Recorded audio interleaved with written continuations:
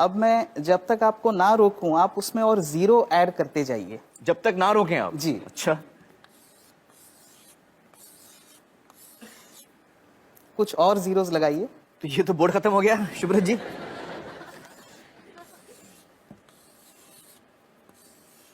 और लगाइए। और लगाओ जी, थोड़ा और, एक और है। एक और। आप सच कह रहे हैं? जी, बस एक और। एक और? जी, एक और लगा दीजिए बस। तो ये कितना बड़ा आंकड़ा है मुझे बताइए आप। ये है 5,000 लाख करोड़ रुपए। 5,000 लाख? 5,000 लाख करोड़ रुपए। रुपए 5,000 लाख करोड़ रुपए। मुझे अभी तक समझ में नहीं आ रही है कितना बड़ा फिगर है। अच्छा, हमें बताइए कि हमारे देश की जो आबादी है वो करीबन 120 करोड़ की है। तो अगर हम इस आंकड़े को 120 करोड़ लोगों में बांटें तो उसका मूल्य कितना होता है? 40 लाख रुपए। 40 लाख। जी। तो इस वक्त हम आराम से कह सकते हैं कि हम सब 40 लाख के मालिक हैं अपनी अपनी जगह पर, जब हमने सिर्फ 1.5 चीजों का अंदाजा लगाया। चलिए, बहुत बहुत शुक्रिया शुभ्रत जी हमसे बातचीत करने का। Thank you so much. दोस्तों, शुभ्रत जी की पूरी रिपोर्ट आपको हमारी वेबसाइट पर पढ़ने के लिए मिलेगी। तो अब आप समझ रहे हैं कि आपकी, हम सब की संपत्ति कम से कम 40 लाख है, और 40 लाख तो सिर्फ 2 बल्कि 1.5 चीजों के अंदाजे पे है। अगर हम देश भर की संपत्ति का अंदाजा लगाएं, जिसमें करोड़ों एकड़ जमीन है सरकार के हाथ में, पब्लिक सेक्टर की जो कंपनीज हैं, स्पेक्ट्रम है, और भी बहुत सारी चीजें हैं, इन सब का अगर हम अंदाजा लगाएं, तो मैं इकोनॉमिस्ट तो नहीं हूं, लेकिन हो सकता है कि हम सब इस देश में करोड़पति हों। बच्चा, बूढ़ा, हर इंसान, हम सब करोड़पति हैं। दोस्तों, अब हमें समझ में आ गया कि हमारा देश गरीब तो नहीं है, लेकिन फिर भी जनता इतनी बदहाली में क्यों है? आइए इसका जवाब ढूंढने की कोशिश करते हैं। हिंदुस्तान की धरती को तरह तरह के कुदरती खजानों का वरदान मिला है। हमारी धरती के अंदर ऐसी कीमती प्राकृतिक संपदा छिपी है जो हम सबकी साझी है। लेकिन जहां हमें एक ओर ये वरदान मिला है, वहीं दूसरी ओर जनता के इस खजाने को कुछ गिने चुने लोग और उनकी निजी कंपनियां लूट रही हैं। इसकी एक शर्मनाक मिसाल कर्नाटक के बेलारी में सामने आई। प्राकृतिक संपदा से समृद्ध दक्षिण भारत के इस खूबसूरत इलाके का आज ये हश्र कर दिया गया है। बेलारी के पहाड़ों से बेहतरीन क्वालिटी का कच्चा लोहा निकलता था। कुछ प्राइवेट कंपनियों ने अवैध तरीके से खनन का पूरा कारोबार अपने हाथों में ले लिया। मुनाफा बढ़ाने के लिए कई गैर कानूनी हथकंडे अपनाए गए। इस घोटाले की जांच कर्नाटक के तत्कालीन लोकायुक्त जस्टिस संतोष हेगड़े ने की। उनकी जांच में ये बात निकलकर सामने आई कि किस तरह से देश की संपत्ति को लूटा गया।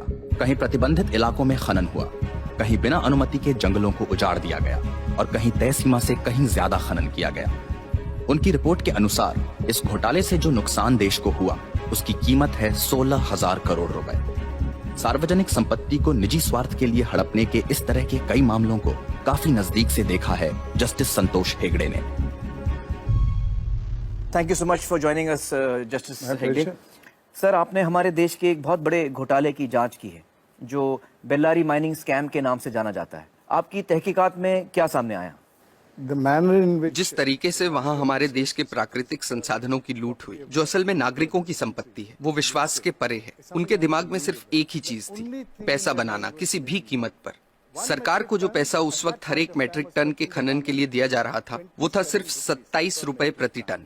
और उसी 1 टन के लिए एक्सपोर्टर्स माल कहाँ भेज रहे हैं, कितनी दूर भेज रहे हैं, उसके हिसाब से 6 से 7 हजार रुपए कमा रहे थे। ओ बाप रे।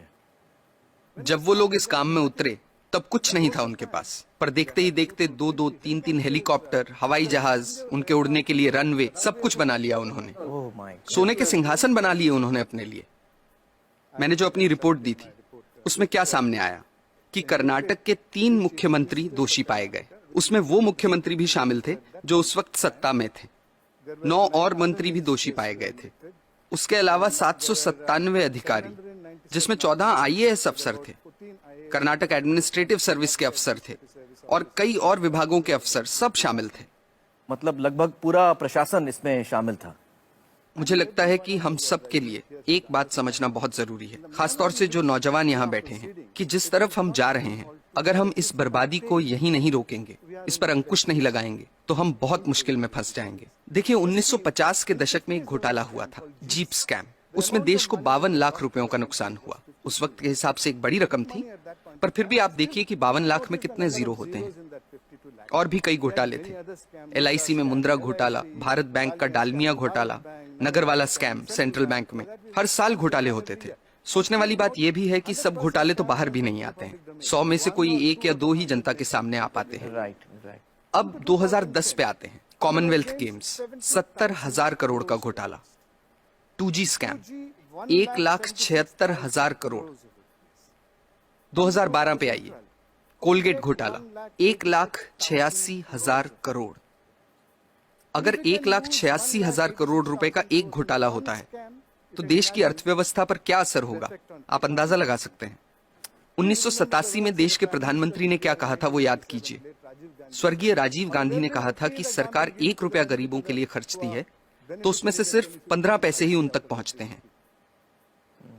कुछ वक्त पहले कर्नाटक में हमने पढ़ा कि गरीबों को 1 रुपए किलो चावल देने की घोषणा हुई है, जिसके लिए सरकार एक मोटी रकम खर्च कर रही है। कुछ हफ्ते ही बीते थे कि अखबारों में ये रिपोर्ट्स आनी शुरू हो गईं कि जो पैसा गरीबों को 1 रुपए के हिसाब से चावल देने के लिए खर्चा जा रहा है, उससे जो चावल खरीदा जाता है वो या तो एकदम सड़ा हुआ होता है, या जहां अच्छे चावल की खरीद हुई है वहां उसे गोदामों से चुरा चुरा के प्राइवेट लोगों को दे दिया गया है। इस तरीके से पैसे की लूट हो रही है। कैसे बच पाएंगे हम? सर, इस तरह के घोटालों का, भ्रष्टाचार का आम लोगों की जिंदगी पर कैसे असर पड़ता है? आप अपने रोजमर्रा के खर्चों को देखिए। पिछले साल के मुकाबले इस साल कितनी महंगाई है, क्योंकि जो पैसा देश के विकास के लिए रखा गया है, जिसे देश की प्रगति के लिए इस्तेमाल में लाना चाहिए, वो पैसा 85% चुरा लिया जाता है। देश के प्रधानमंत्री ने कहा था, मैं नहीं कह रहा, मेरे अंदाजे से तो अगर 1988 में 1 रुपए में 15 पैसे ही सही जगह पर पहुंचते थे तो आज 5 रुपयों में से 15 पैसे पहुंचेंगे। ये हो रही है हमारी तरक्की। हम लोग, आप हेल्थ केयर को लीजिए, सरकारी अस्पतालों को काफी नजदीक से मैंने देखा है कि वहां क्या हो रहा है। मैं आपको एक मिसाल देता हूँ। 2010 में एक गांव की महिला डिलीवरी के लिए सरकारी अस्पताल आई। उससे पैसे मांगे गए, उसके पास पैसे नहीं थे। अस्पताल ने साफ इनकार कर दिया। महिला के साथ जो व्यक्ति था वो पैसों का इंतजाम करने गांव भागा। फिर अस्पताल वालों ने महिला को कहा कि यहाँ मत बैठो, बाहर जाओ। वो बेचारी उस हालत में सड़क पार करके बाहर बस स्टॉप पर जाकर बैठ गई। जब तक पैसों का इंतजाम होता, बाहर उसी बस स्टॉप पर उसकी डिलीवरी हुई। ये किस तरह के समाज में जी रहे हैं हम? मुझे लगता है कि लालच तो एक बात है, लेकिन लालची होने के साथ साथ हम अपनी इंसानियत भी पूरी तरह से खो रहे हैं।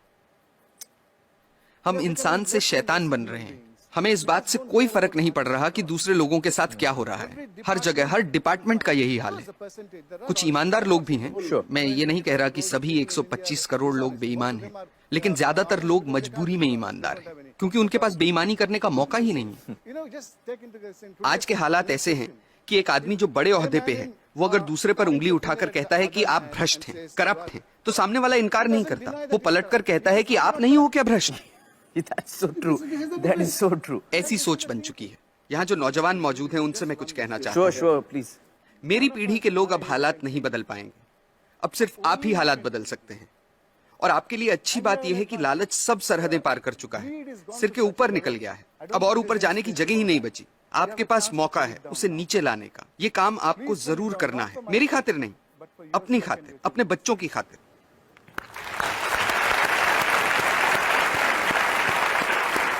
सर, हमें सख्त जरूरत है आप जैसे लोगों की जो हमारे लोकतंत्र को बचा के रख सकें। बहुत बहुत शुक्रिया हमारे साथ बातचीत करने का। Thank you so much sir. दोस्तों, सोचने की बात है कि जिनके हाथों में हम अपनी संपत्ति की चाबी दे रहे हैं, वो हमारी संपत्ति को कैसे लूट रहे हैं। आपको याद होगा मेरी मालिक और नौकर वाली कहानी। यहां पर देते हैं छोटा सा ब्रेक, बहुत जल्द हाजिर होते हैं।